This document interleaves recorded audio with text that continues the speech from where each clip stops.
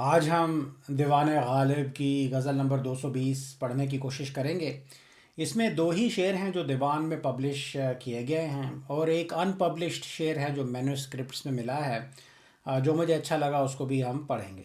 तो आइए पहले शेरों को पढ़ते हैं। काफ़ी कॉम्प्लेक्स शेर हैं, काफ़ी कॉम्प्लिकेटेड इमेजरी और ज़बान का इस्तेमाल किया गया है, लेकिन हम समझने की कोशिश करते हैं। तो तीन शेर ये हैं। कोह के हों बार खातिर गर सदा हो जाइए। कोह के हों बार खातिर गर सदा हो जाइए। बेतकल्लुफ़ ए शरार जस्ता क्या हो जाइए। बैज़ा आसा नंगे बालों पर है ये कुंजे कफस। बैज़ा आसा नंगे बालों पर है ये कुंजे कफस। अज सरे नौ जिंदगी हो गर रिहा हो जाइए। और ये तीसरा शेर दीवान में पब्लिश नहीं किया गया। कहते हैं कि वुस्सते मशरब नियाज कुल्फ़ते वहशत असद। वुस्सते मशरब नियाज कुल्फ़ते वहशत असद। यक बयाबां सायाए बाले हुमा हो जाइए। तो पहला शेर है कि कोह के हों बार खातिर गर सदा हो जाइए। बेतकल्लुफ़ ए शरार जस्ता क्या हो जाइए। कोह कहते हैं पहाड़ को। बार खातिर का मतलब है तबीयत का, मन का बोझ, ऐसी बात जैसा काम जिसको आप करने को आपका मन ना चाहे, कोई ऐसी चीज़ जो आपको नागवार हो। सदा कहते हैं आवाज़ को, किसी तरह की गूंज या एको भी हो सकता है। यहाँ पे जो एको है, गूंजती हुई आवाज़ है, वो शायद ज़्यादा रेलेवेंट है। बेतकल्लुफ़, बिना किसी तकल्लुफ़, बिना किसी फॉर्मेलिटी के, बिना किसी सेरेमनी के। जस्ता, उछला हुआ, कूदता हुआ, छलांग मार के निकला हुआ या छुटा हुआ।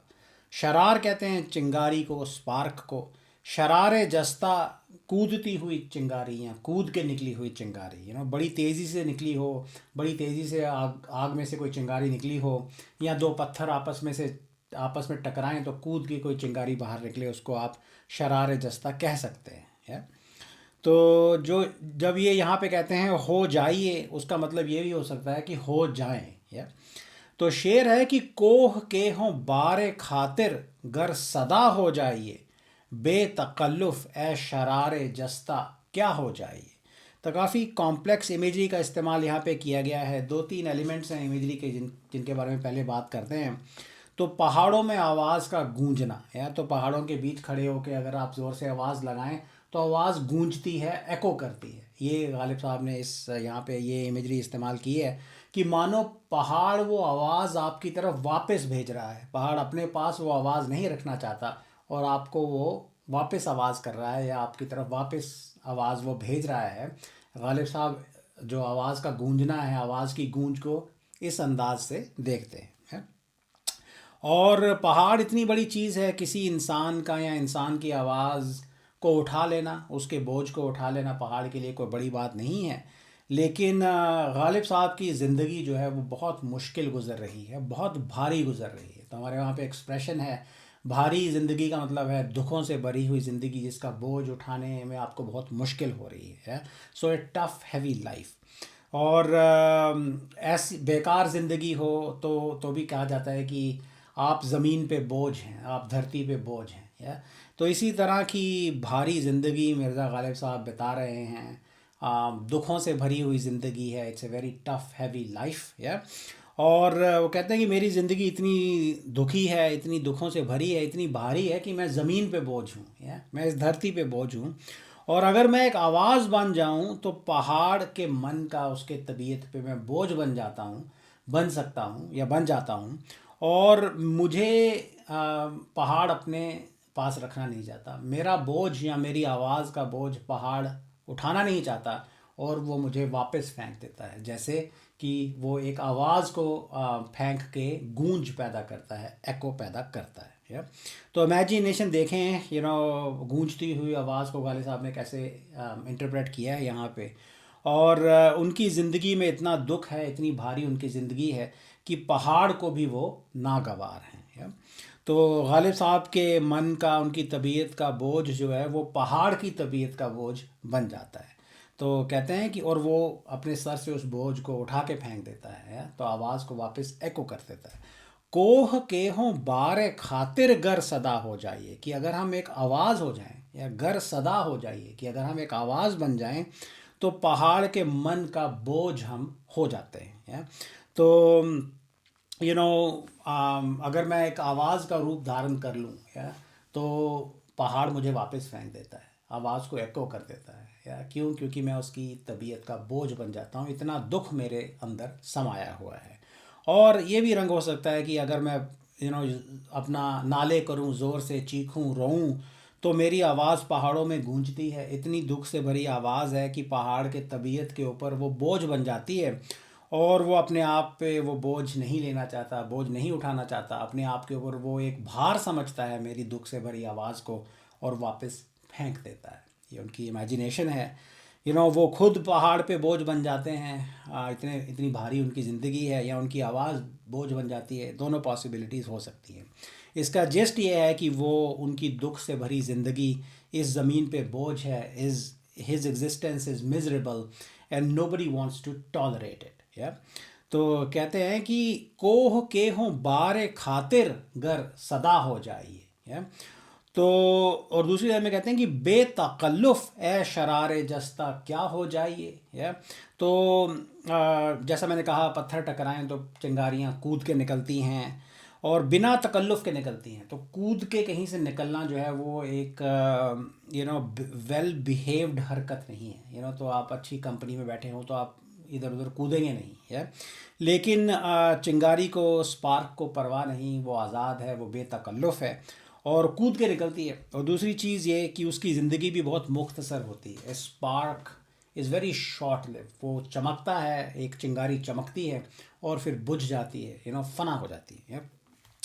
तो पहली लाइन में जब गालिब साहब ने कहा कि हम और हमारी आवाज़ पहाड़ पे, ज़मीन पे बोझ हैं, तो फिर हम क्या करें, है। तो दूसरी लाइन में शायद वो ये सवाल पूछ रहे हैं, कोह के हों बारे खातिर गर सदा हो जाइए, बेतकल्लुफ़ ए शरारे जस्ता क्या हो जाइए। तो दूसरी लाइन में एक सवाल हो सकता है कि अब हम क्या करें, फिर एक चिंगारी बन जाएं जो कि एक पल में चमकती है, भड़कती है और फिर बुझ के फना हो जाती है, ख़त्म हो जाती है। क्या हम इस तरह का शरार बन जाएं, क्या हम इस तरह की चिंगारी बन जाएं, या शरार जस्ता से ये एक सवाल हो सकता है कि ये चिंगारी, अब तुम ही बताओ हम क्या करें, हम तेरे जैसे क्या बन जाएं, या और तो कह रहे हैं शायद कि अगर ज़िंदगी इतनी मुश्किल है, मैं इस धरती पे बोझ हूँ, मैं इतना नागवार हूँ, तो फिर मेरा चिंगारी की तरह भड़क के मिट जाना ही क्या बेहतर है। क्या ये ठीक नहीं होगा कि मैं एक चिंगारी की तरह अपना जलवा दिखाऊं और फिर फना हो जाऊं। ये रंग दूसरी लाइन में हो सकता है। पहाड़ का जिक्र है, चिंगारी का जिक्र है। मिर्ज़ा गालिब साहब अक्सर पहाड़ का जिक्र करते हैं जब वो फरहाद के किस्से को रेफ़र करते हैं, या फिर प्रॉफिट मोसेस और तूर के किस्से का रेफरेंस डालते हैं अपनी शायरी में। और तूर के ऊपर बिजली चमकी थी, चिंगारी भड़की थी। तो ये मेरे दिमाग में बात आई कि क्या यहाँ पे भी प्रॉफिट मोसेस और माउंट साइनाई के किस्से की तरफ इशारा तो नहीं है ना। तो हमारी आवाज़ खुदा भी नहीं सुनता, ये तूर, ये पहाड़ भी नहीं सुनता, हम इसके ऊपर भी एक बोझ हैं। तो फिर क्या हम यहाँ पे कड़कने वाली बिजली चिंगारी में जल के मिट ना जाएं, चिंगारी का ही पार्ट ना बन जाएं, या उसी में ना मिल जाएं, या तो ओवरऑल ये रंग भी हो सकता है इसके अंदर। 100% समझना इसको मुश्किल है कि गालिब साहब क्या कहने की कोशिश कर रहे हैं। जिस्ट मेरे ख्याल से लेकिन इसका यही है कि मेरी ज़िंदगी बहुत दुखों से भरी है, उसी को वो बयान कर रहे हैं। और मैं इस ज़मीन पे बोझ हूँ, अगर मैं एक आवाज़ बन जाऊँ तो पहाड़ भी अपने सर पे मुझे नहीं रखता, वापस फेंक देता है। तो कहते हैं कि कोह के हो बारे खातिर गर सदा हो जाइए, बेतकल्लुफ़ ए शरारे जस्ता क्या हो जाइए, कि क्या मैं एक शरार बन जाऊं। बैज़ा आसा नंगे बालों पर है ये कुंजे कफस, बैज़ा आसा नंगे बालों पर है ये कुंजे कफस, अज सरे नौ जिंदगी हो गर रिहा हो जाइए।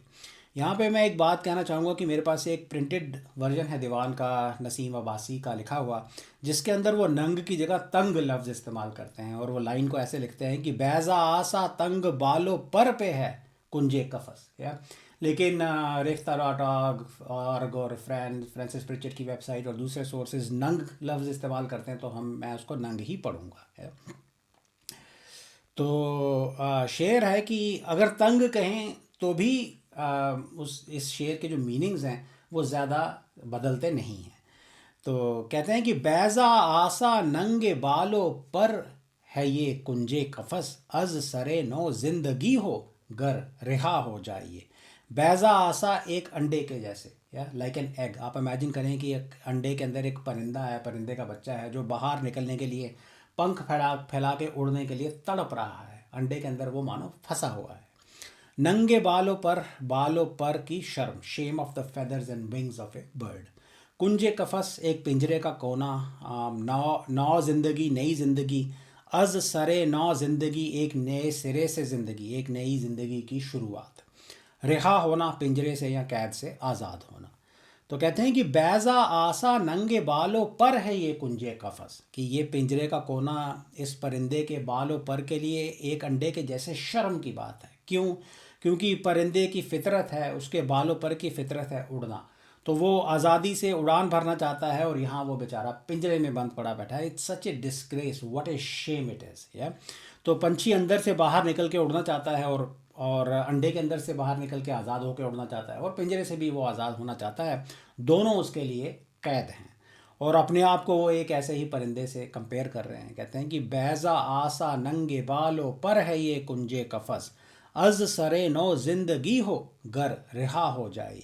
और अगर हम यहाँ से आज़ाद हो जाएं, रिहा हो जाएं, तो फिर एक नई ज़िंदगी की शुरुआत हो जाएगी। एक नई ज़िंदगी की शुरुआत हम कर पाएंगे, नए सिरे से ज़िंदगी हम शुरू कर पाएंगे। या तो एक आज़ाद ज़िंदगी हम शुरुआत कर पाएंगे, आज़ादी से पंख फैला के उड़ सकेंगे। अब देखें यहाँ पे कफस जो बोला गया है वो पिंजरा क्या है।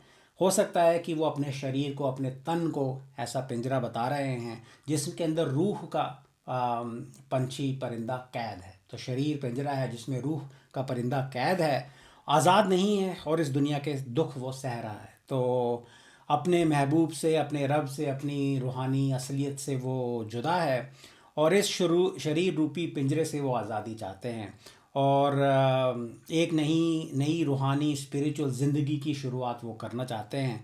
Perhaps he can be free and fly towards his ultimate beloved and attain union with God। yeah? तो हो सकता है कि वो इस शरीर रूपी पिंजरे के अंदर रूह की कैद की बात कर रहे हैं, और वो कहते हैं कि मैं इससे आज़ादी चाहता हूँ, फिर मैं एक नई स्पिरिचुअल ज़िंदगी की शुरुआत कर पाऊँगा, या नई ज़िंदगी शुरुआत होगी। I will be in the spiritual world, my soul will live among other spirits. और तो मेरी रूह को इस पिंजरे से आज़ादी चाहिए, वो इस पिंजरे में तड़प रही है, शरीर रूपी पिंजरे में। ये रंग हो सकता है, किसी और तरह का भी पिंजरा हो सकता है। कोई बेकसूर कैदी कैद में फंसा है और वो सपने देख रहा है आज़ादी के, सो ही इज़ फैंटेसाइजिंग कि आज़ाद होने के बाद क्या होगा। I will be able to start a new life of freedom. या तो कॉन्ट्रास्ट भी है थोड़ा सा। अगर शरीर का पिंजरा है और मौत से आज़ादी मिलेगी, तो पहले लाइन में अंडे का जिक्र क्यों है, जिसमें से निकल के टेक्निकली परिंदा पैदा होता है, इस दुनिया में आता है। तो इंटरेस्टिंग इमेजरी है। जो स्फेरिकल फिज़िकल जो आसमान है उसको भी कभी कभी अंडे से कंपेयर किया जाता है। तो इस दुनिया की कैद से रिहाई की बात हो रही है, ये भी हो सकता है। नंग जिसको शर्म कहा जाता है, परिंदे के लिए शर्म की बात है कि वो इस अंडे को तोड़ के बाहर नहीं निकल पा रहा, रिहा नहीं हो पा रहा। ये एंगल भी हो सकता है कि उसको हिम्मत करनी चाहिए, और हिम्मत करके इस पिंजरे को तोड़ के, इस अंडे को तोड़ के आज़ाद होना चाहिए, आज़ाद हो जाना चाहिए। और अगर वो ऐसा नहीं कर पाता तो उसके लिए एक शर्मनाक बात है। ये रंग भी हो सकता है।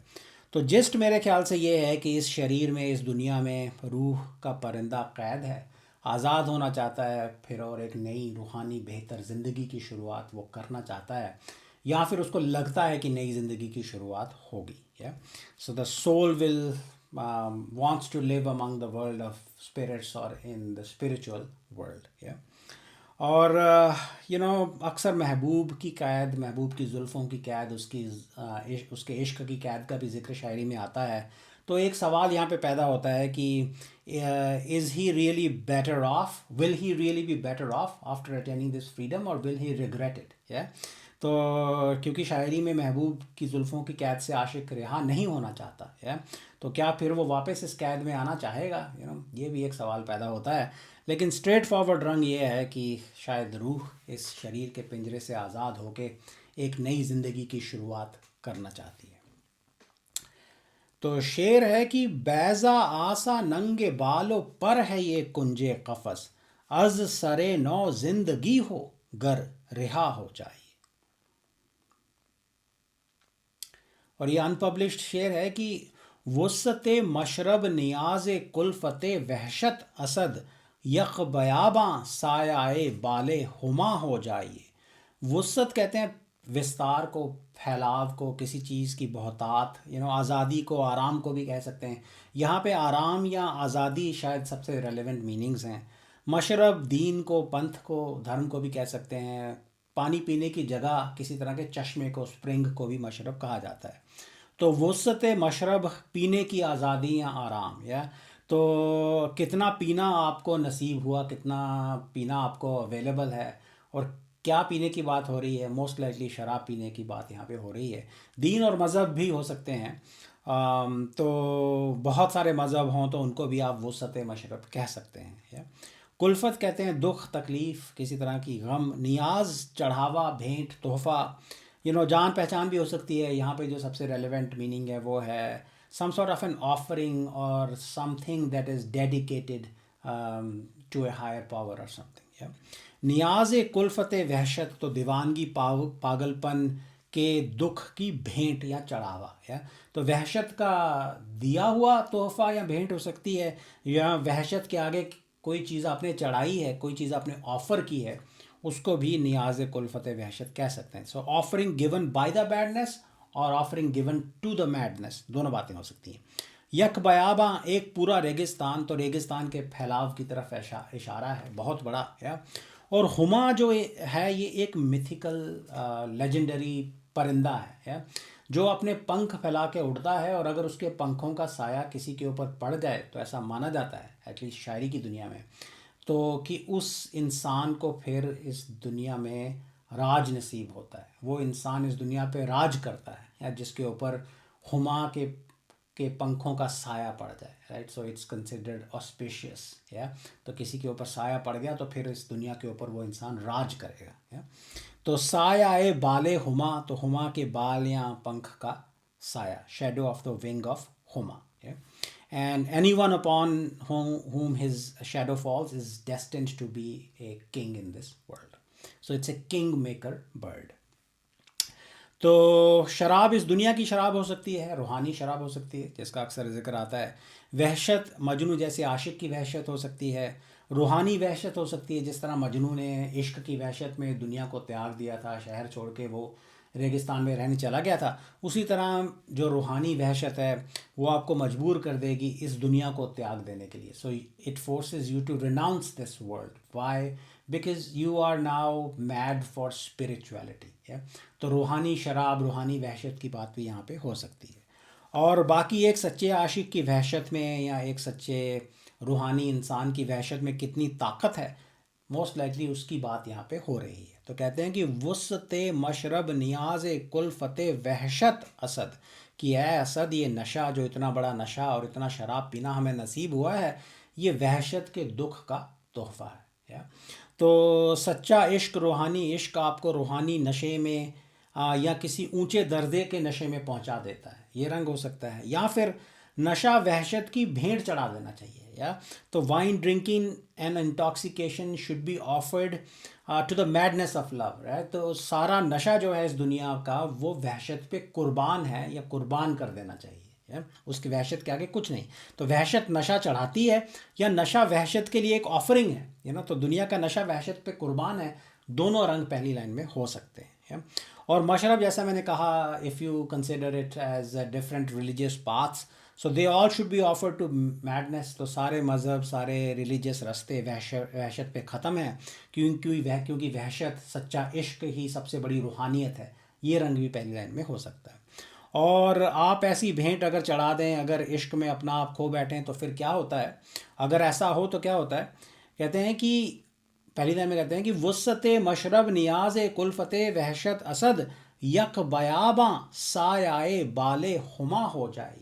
और अगर कोई सच्चा आशिक, कोई रूहानी इंसान वहशत की इस स्टेज पे पहुंच जाए, तो रूहानी नशे में चूर होकर आशिक हुमा के पंख के साए के जैसा बन जाता है या बन जाएगा, या so he will be elevated to such a high level कि इस दुनिया में किसी को भी वो बादशाह बना सकता है, इस दुनिया का राजपाट वो किसी को भी दे सकता है, इतनी ताकत उसके पास आ जाती है। या तो बादशाह उसके कदम चूमते हैं या कदम चूमेंगे, उसके आगे सर झुका देंगे, या सारा ज़माना उसके सामने सर झुकाएगा।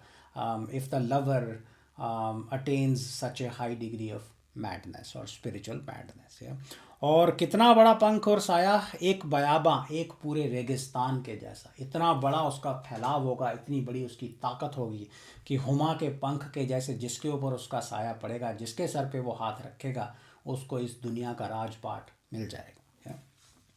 तो such is the extent of the reach of his wings. तो एक बहुत बड़ी हस्ती इस तरह का वहशी आशिक बन जाएगा। तो true lover has the power to bless the world if he chooses to, और he will have such an power. तो जस्ट ये है कि इश्क की दीवानगी की, इश्क के नशे की, रूहानी नशे की यहाँ पे तारीफ़ है। वो आशिक को एक ऐसे मकाम पे पहुँचा सकता है और कि वो इस पूरी दुनिया का बादशाह किसी को बना दे। इस तरह की ताकत एक सच्चे आशिक को वो पागलपन, दीवानगी दे सकती है। उसी को खूबसूरत बिजली के साथ यहाँ पे डिस्क्राइब किया गया है। तो कहते हैं कि वुसत मशरब नियाज कुल्फ़त वहशत असद, वुसत मशरब नियाज कुल्फ़त वहशत असद, यक बयाबां सायाए बाले हुमा हो जाइए। वुसत मशरब नियाज कुल्फ़त वहशत असद, यक बयाबां सायाए बाले हुमा हो जाए। तो ये थे 3 शेर। I hope they made some sense. अगर आपको कोई और रंग नज़र आए तो कमेंट करके बताएं। जैसा मैंने शुरू में कहा, काफ़ी कॉम्प्लेक्स इमेजरी है जिसको पूरी तरह से समझ पाना शायद नामुमकिन है, लेकिन जो मुझे समझ आया वो मैंने आपके साथ शेयर कर दिया। So I hope it made sense. Thank you.